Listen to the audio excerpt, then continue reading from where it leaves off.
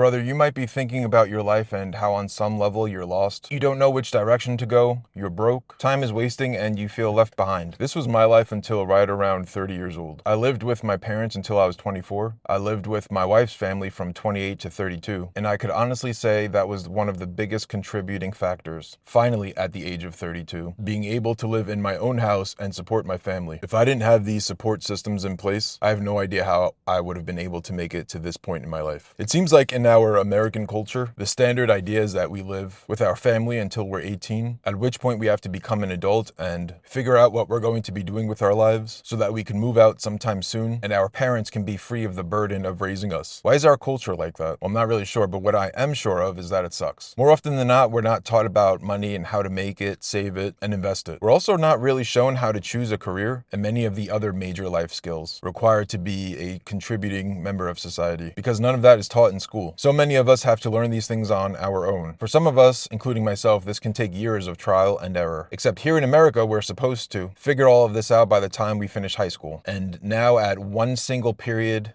of time in our lives, we become an adult, and with very little to no actual training, we need to figure out how the world works. This doesn't even factor the raising prices of doing pretty much anything. I experienced all of this, but the one thing that differed in my life is that I was able to live with family a lot longer than many of you. Once I became an adult, they didn't pay for my clothes, my food, my phone bill, my car insurance, gas, college, entertainment, or most other regular expenses. However, they did allow me to live with them either for free or a very small rent payment. You see, what this allowed me to do was have the ability to figure out most of this on my own. It significantly extended the amount of time I had before I had to be self-sufficient. It gave me lots of time to try things, fail, learn from my mistakes, and recover. This was a huge privilege and one that might not have been afforded to many of you. Many of you had to grow up and be an adult very quickly due to your own circumstances in life. So what is the point of me saying all of this? It's to let you know that even with the ability to live with family, it took me into my 30s to finally get to a place where I could be self-sufficient and start to support a family. You're not late. Things are just tough. When you compare yourself to people on social media in their early 20s, living the life you want, you're comparing yourself to an outlier, a fairly unrealistic expectation for most people living by today's standards. You're most likely not behind in life. It's just hard and can take a lot of time. Many of you did not have the support you need, and it's not your fault. However, unfortunately, nobody is coming to save you. Getting to your version of success may take a lot longer than you expected, but it can happen eventually. In some of my other videos, I mentioned some things you can do to get to that point. Check them out if you want to learn more.